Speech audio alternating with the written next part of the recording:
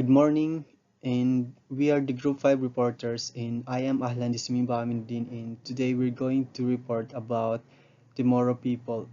Ano ba ang pinaglalaban ng mga Moro? O ano ba ang mga kagustuhan o mga nais makamit ng mga taong Moro? Ito, ang mga ito ay nabanggit sa Tripoli Agreement, ang kasunduan sa Tripoli. Isang nabigong pagtatangka sa kapayapaan sa Mindanao upang malutas ang matagal ng alitan sa Mindanao, Pilipinas. Ang kasunduan na pinag-ugnay ng Organization of Islamic Cooperation o OIC ay naglalayong magtatag ng kapayapaan sa pagitan ng pamahalaan ng Pilipinas at ng Moro National Liberation Front o MNLF, isang grupo na lumalaban para sa mas malawak na otonomiya para sa mga taong Moro sa rehiyon. Inilatag ng kasunduan ang tatlong pangunahing punto. Una ay establishment of an autonomous region, pangalawa ay power of autonomous region, pangatlo ay constitutional process. Establishment of an autonomous region o pagtatag ng isang autonomong rehiyon. Tinukoy ng kasunduan ang paglikha o pagtatag ng isang autonomong rehiyon sa Timog Pilipinas na sumasaklaw sa 13 mga probinsya at lahat ng mga nayon at lungsod sa loob ng rehiyon. Ang rehiyong ito ay dapat na gumana sa loob ng teritorial na integridad at soberanya ng Republika ng Pilipinas. Pangalawa, powers of the autonomous region o mga kapangyarihan ng autonomong rehiyon. Tinukoy ng kasunduan ang mga kapangyarihan ng autonomong rehiyon lalo na sa mga lugar na may kinalaman sa relihiyon at kultura ng Islam gaya ng isinasagawa ng mga taong Moro, at isang halo-halong komite na binubuo ng kinatawan mula sa pamahalaan ng Pilipinas at ng MNLF ay itinatag upang maisaayos ang mga detalye ng kasunduan. Pangatlo, constitutional process. Sumang-ayon ng pamahalaan ng Pilipinas na isailalim ang kasunduan sa mga proseso ng konstitusyon ng Republika ng Pilipinas. And yun. Sa kabila ng paunang optimismo, ang kaligayahan ng kapayapaan ay napatunayang panandalian. Sa loob ng ilang buwan pagkatapos ng paglagda, nagsimulang mag-akusahan ang dalawang partido sa paglabag sa kasunduan. Ang mga akusasyong ito ay pangunahing nakasentro sa interpretasyon ng pariralang mga proseso ng konstitusyon na humantong sa pagbagsak ng mga negosasyon sa pagitan ng pamahalaang Pilipinas at ng MNLF. Inaangkin ng pamahalaan ng Marcos na ang mga aksyon nito sa Timog Pilipinas ay naaayon sa mga proseso ng konstitusyon at hindi nilabag ang kasunduan. Inakusahan nila ang MNLF na lumabag sa kasunduan sa tigil-putukan o ceasefire na binabanggit ang pagpatay kay General Bautista at sa kanyang mga tauhan noong Oktubre 1977. Ipinahayag din ni Pangulong Marcos na the Mindanao conflict was an internal affair in that any peace talk with the MNLF should be conducted in the Philippines on Filipino basis. Pinahayag din ni Pangulong Marcos na ang alitan sa Mindanao ay isang panloob na usapin at na ang anumang negosasyon sa kapayapaan sa MNLF ay dapat na isinasagawa sa Pilipinas at sa isang batayang Pilipino. Ang kasunduan sa Tripoli ay sa huli ay nabigo upang makamit ang pangmatagalang kapayapaan sa Mindanao o Pilipinas. Ang kabiguang ito ay may ugnay sa ilang kadahilanan kabilang na ang mga hindi pagkakaunawaan sa interpretasyon, pangalawa, kawalan ng tiwala, pangatlo, panlabas na impluwensya. Mga hindi pagkakaunawaan sa interpretasyon. Ang dalawang partido ay may magkakaibang interpretasyon sa kasunduan, lalo na tungkol sa kahulugan ng mga proseso ng konstitusyon. Pangalawa, kawalan ng tiwala. Ang kawalan ng tiwala sa pagitan ng pamahalaan ng Pilipinas at ng MNLF na mas pinatindi ng mga nakaraang sama ng loob at hinala ay pumigil sa pagpapatupad ng kasunduan. Pangatlo, mga panlabas na impluwensya.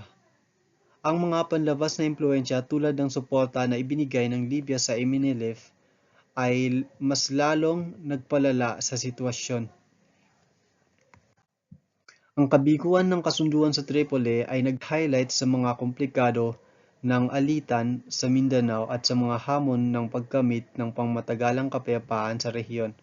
Ang alitan ay nagpatuloy sa loob ng maraming dekada at ng MNLF ay kalaunan ay nahati sa iba't ibang grupo o paksyon. Ang ilan sa mga ito ay patuloy na nakikibahagi sa armadong pakikibaka. Ang alitan ay nagkaroon ng mas malalim na epekto sa buhay ng mga taong Moro at sa mga pangkalahatang katatagan ng Pilipinas. Yes, and thank you. Assalamualaikum warahmatullahi wabarakatuh and good morning everyone. I am Abdul Mohamed Salek Pundogar Jr. and today I will be talking about the autonomous region in Muslim Mindanao. In 1986, Corazon C. Aquino became the President of the Philippines as a result of the People Power Revolution which forced Marcos to leave the country. Negotiations between the MNLF or the Moro National Liberation Front and Aquino's administration again failed because they could not accept each other's demands.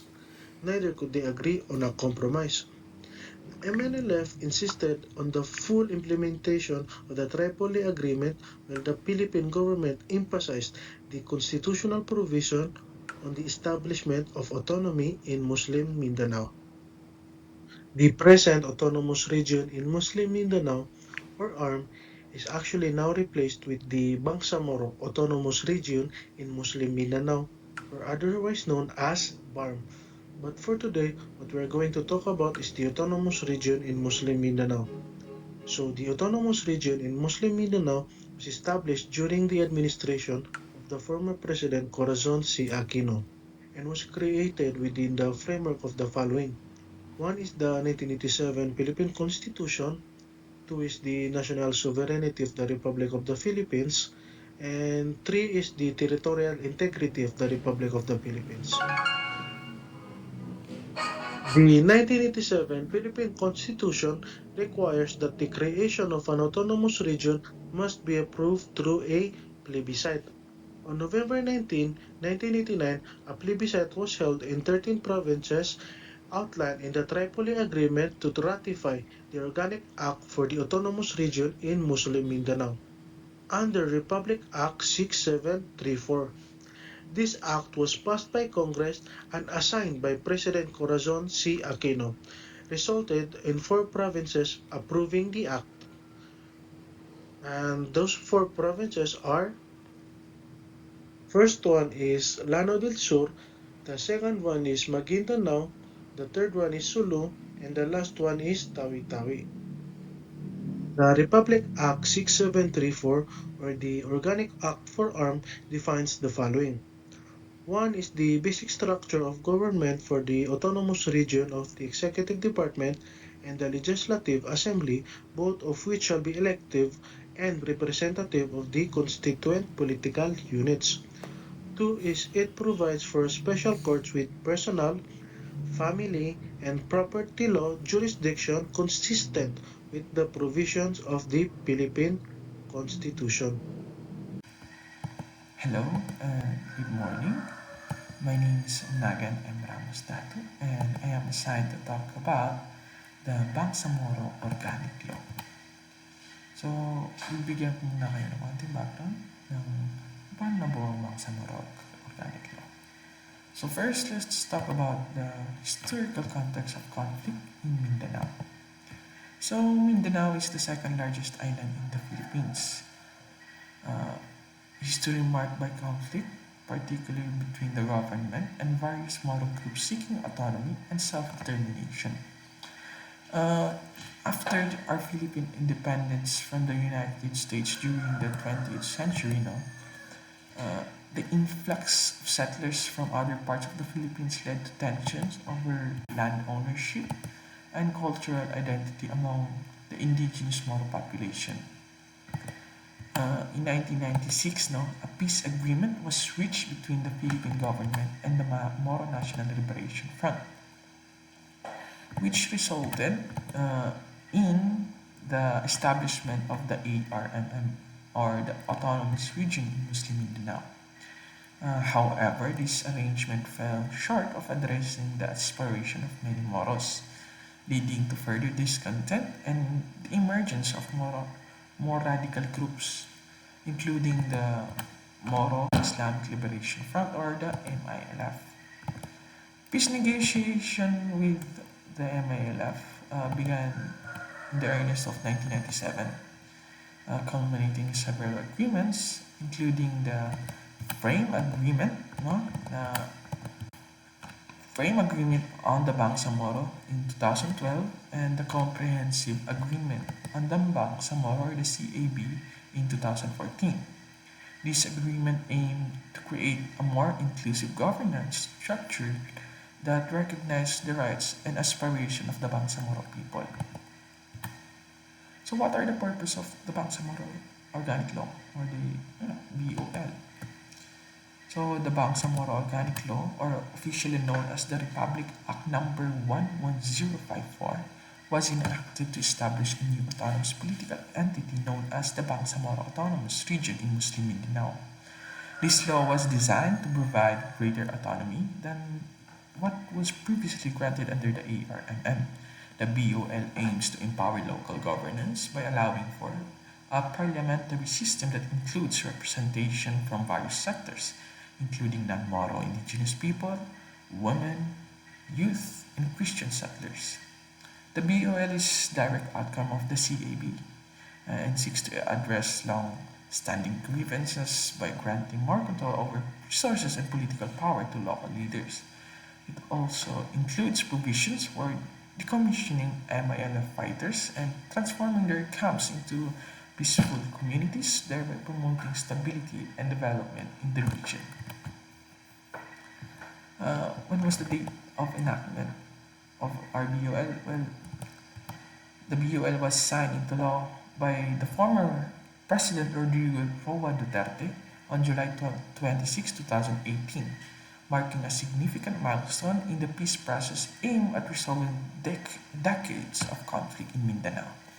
The law was seen as a fulfillment of Duterte's campaign promise to address the historical injustices faced by the Moro people.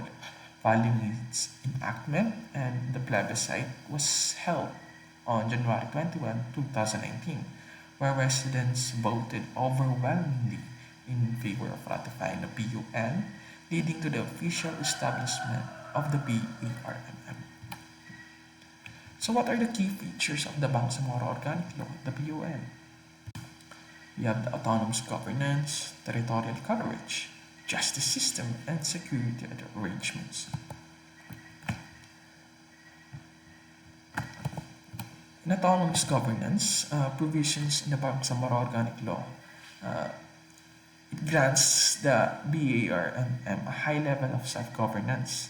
This autonomy governance model tailored to the needs, customs, and values of the Bangsamoro people. So, first is the legislative authority and parliamentary government. The BARM, as we know, we operate under parliamentary government. It is a unique structure compared to other regions in the Philippines, allowing for direct representation for the Bangsamoro people. The BAR and Parliament has legislative powers, meaning it can pass laws specific to the region on issues such as education, health, social services, and economic development. This legislative authority gives the Bangsamoro Parliament significant control over local affairs, allowing it to address issues more directly and responsibly than would be possible under a centralized system. Second is the executive power and chief minister. So BARM is led by a chief minister who is elected by the Bangsamoro Parliament. The chief minister heads the executive branch, implementing the laws passed by the parliament and managing the regional government's day-to-day operation. This executive role, it empowers the Bangsamoro people to have leadership that directly represent their needs and interests, furthering the goal of self-determination. Third is the fiscal autonomy. Uh, this is one of the significant aspects of the BARM, no? The fiscal independence. The BARM receives an annual block grant equivalent to 5% of the national government revenue, providing consistent funding without the need to rely on discretionary allocation from the national government. Additionally, the BARM can raise and manage its own funds through local taxation and resource management. The fiscal autonomy allows the region to allocate resources directly toward local priorities such as infrastructure, healthcare, and education. Fourth is the control over natural resources. BARM has substantial control over its natural resources, which is a critical component of economic autonomy. The region can manage and exploit inland waters, mines, minerals, and other natural resources within its jurisdiction. For example, BARM has the right to explore, develop, and utilize its resources for economic development subject to certain agreements with the national government. The, this resource controls aims to support economic growth and self-sufficiency in the region. The fifth is the judicial autonomy with Sharia court. Siyempre, BARM has the authority to implement a dual justice system that includes both Sharia courts and regular courts, allowing for a justice system that reflects the cultural and religious practices of the Bangsamoro people. This arrangement is part of the broader autonomous governance structure, as it allows BARM to tailor its judicial practices to the needs of predominantly Muslim population. Six is the administrative control. Under the BUL, BARM has the authority to establish its own agencies and administrative structures to implement its policies and programs. This includes creating departments, bureaus, and offices that are responsible for sectors such as agriculture, education, health, social services, and public works. This decentralized approach ensures that government services are delivered in a manner that align excuse me, with region's priorities and that decision making is localized. Pangpito naman is the exclusive power over specific matters.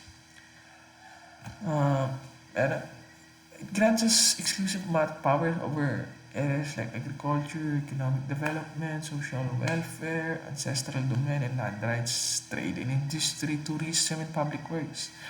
These exclusive powers enable the BARM to shape its development trajectory and focus on areas critical to its people, economic, social, and cultural well-being. Lastly is the intergovernmental relation body.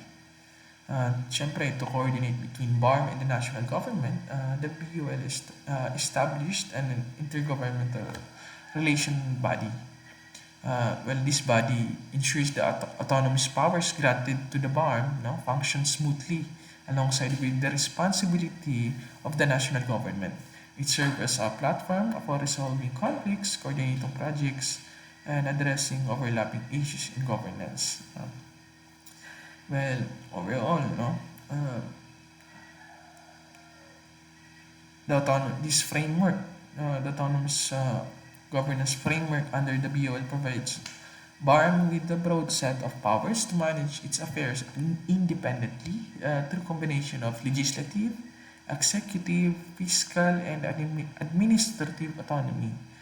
BARM can address the needs of the Bangsamoro people in ways that align with their cultural values and regional priorities, fostering self-determination and long-term stability. Uh, sa- so, ano ba ang territorial coverage ng BUL? So, the BARM, as defined in the BUL, it includes specific provinces, cities, and municipalities where the Bangsamoro people predominantly reside. The territorial boundaries were determined by plebiscite. ensuring the areas joining BARM had the support of the local communities. So, ano ba ang mga naisali? So, we have the 5 core provinces, the Basilan, excluding Isabela City, Lanao del Sur, Maguindanao, Tawi-Tawi, Sulu. Recently, katatanggal lang yan. Bumalik sila sa Zamboanga, if I'm not mistaken. No? Pero, may chance pa yan na maibalik through plebiscite. No? So, we're hoping na pabalik rin ang Sulu sa atin, inshallah. We have the 3 cities, no? The Cotabato City, the Marawi City, and Lamitan. Ang Cotabato, siyempre, nandyan ang ating central urban hub. Nandyan, Cotabato serves as the administrative center of the BARM, housing various government offices and facilities. Marami na sa Cotabato yan. While Marawi City naman, it is the cultural and historical heart of the Maranao people. Marawi is an integral part of the Bangsamoro people. While Lamitan City, yan yung city sa Basilan. It is known for its cultural diversity and connection to the Basilan province. We also have the selected municipalities in North Cotabato. No? Certain municipalities in North Cotabato joined the BARM following the successful vote in the plebiscite. No? These areas are adjacent to the core territories and include municipalities with significant Muslim population that identify the Bangsamoro heritage. These municipalities is Pikit, Kabakan, Mitsayap, Pigkawayan, Alyosan, and Carmen. Well, ang territorial coverage ng BARM, no? We have flexibility for expansion, no? Kasali ito sa organic law. So the territorial scope of the BARM is designed with the flexibility to expand over time. No? Yan yung sinasabi ko kanina, pwedeng bumalik yung Sulu. Future plebiscites can be held to allow other communities to join the BARM, especially in the region with a strong Bangsamoro identity. This provision enables BARM to evolve and incorporate additional Bangsamoro majority areas that express interest in joining the autonomous region. Parang ang BOL nagpo-provide ng mechanism for other, let's say, barangay, municipalities sa border ng BARM, no? Na pwede sila mag-petition na mag-join sa autonomous region in the future, no? Through legal process and further plebiscites, no? Siyempre, kailangan ng masa. Any adjacent areas with a significant Bangsamoro population can apply to be incorporated in BARM if they meet the certain criteria and have the support of their residents. Yun na nga. So, all in all, ang BOL, meron tayong core provinces, key cities, selected municipalities sa North Cotabato, areas, inshallah, no? Pwedeng sumali sa atin. This structure not only reflects the historical and cultural identity of the Bangsamoro people, but also allows for expansion and adaptation, no? Fostering a cohesive Bangsamoro homeland with the potential to grow organically over time. Yes. And we have our justice system, no? BOL has its justice system.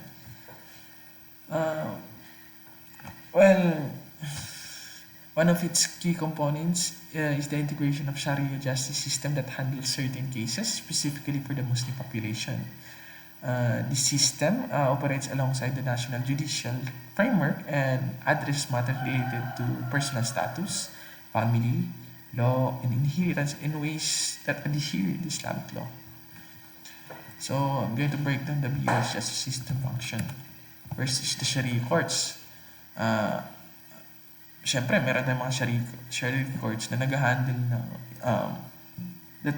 handles the involved Muslim residents. No? These courts focus on family issues such as marriage, divorce, child custody, and inheritance. No? They ensure that Muslim residents can resolve these matters according to Islamic principle, while non-Muslim are not subject to Sharia law and continue to be governed by the national legal system. Dual justice framework, no? Ito yung para sa ating mga kapatid na non-Muslim residents ng BARM. To regular justice system under Philippine law. While Muslim residents have access to Sharia law courts, no? Meron naman ang mga non-Muslim, no, follow pa rin sila ng regular justice system under the Philippine law. This framework preserves the rights and freedoms of our non-Muslim brothers residents and upholds equality under the law. Third is the coordination with national law. Although Sharia courts have a degree of autonomy in handling cases related to Muslim personal law, they operate within broader Philippine legal system. This means that while the Sharia justice system aligns with Islamic principles, it does not override national laws and Philippine constitution. In cases that go beyond the jurisdiction of Sharia courts, such as criminal law or commerce disputes, the regular courts in BARM handles these matters as in other regions of the Philippines. Fourth is the Sharia circuit and district courts. The Sharia justice system includes different level of courts, primarily the Sharia circuit courts and Sharia district courts. No, cases on local level are the first address issues within the scope of Islamic law, no, in ng mga Sharia courts. While yung district court naman they have the jurisdiction over more complex cases and appeals from the Sharia circuit courts. Fifth is the promotion of justice and cultural sensitivity. The BUS justice system is structured to ensure that cultural and religious sensitivities are respected. By incorporating a Sharia justice system, BARM can address disputes and family issues in ways that are meaningful and acceptable to the Muslim population. So this system fosters a sense of local autonomy and respects the Bangsamoro people customs and traditions within the bounds of national law. So ang justice system natin is designed to integrate Islamic legal principle for Muslim residents, no, while remaining consistent with the national legal framework. It balances respect for Islamic customs with adherence to the Philippine Constitution, providing a justice system that reflects the unique cultural and religious identity of the Bangsamoro region. So lastly, we're going to talk about the security arrangement of the BOL. So, security arrangement under the BOL are designed to address the unique security needs of the BARM. These arrangements seek to balance local autonomy with national oversight, contributing to long-term peace and stability in the region.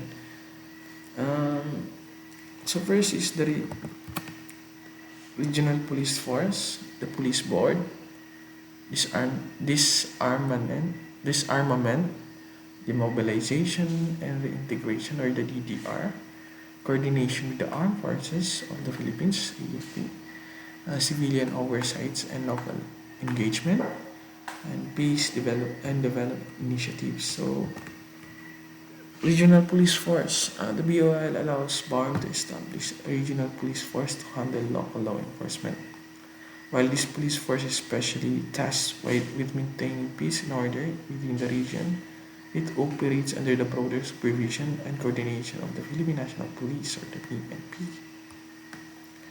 This setup grants the BARM government a role in overseeing local security matters, including the ability to recruit officers locally, thus promoting a law enforcement approach that is sensitive to the unique cultural and social dynamics of the Bangsamoro region. Second is the police board. The BOL provides for the creation of the BPB, which functioned as the primary oversight body of the regional police force and acts as a liaison between BARM and the PNP. This board is responsible for setting policies for regional police force, coordinating with the national government on security matters, and ensuring the law enforcement with the BARM aligns with both local needs and national standards. Number 3 is this disarmament, demobilization, and the integration. To promote peace, this program of former combatants from the MILF and other groups, this program focuses on reducing arms and assisting former fighters in transitioning to civilian. This program transition niya yung yung mga former na fighters natin.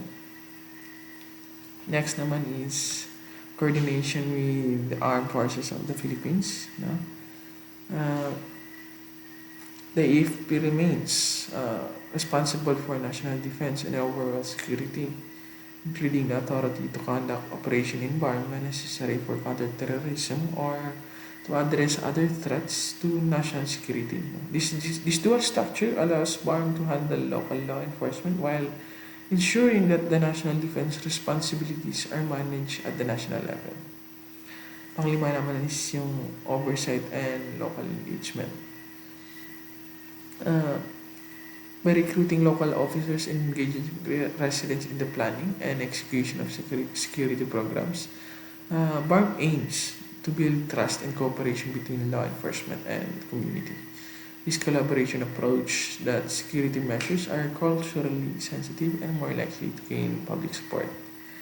Panganim is peace and development initiatives.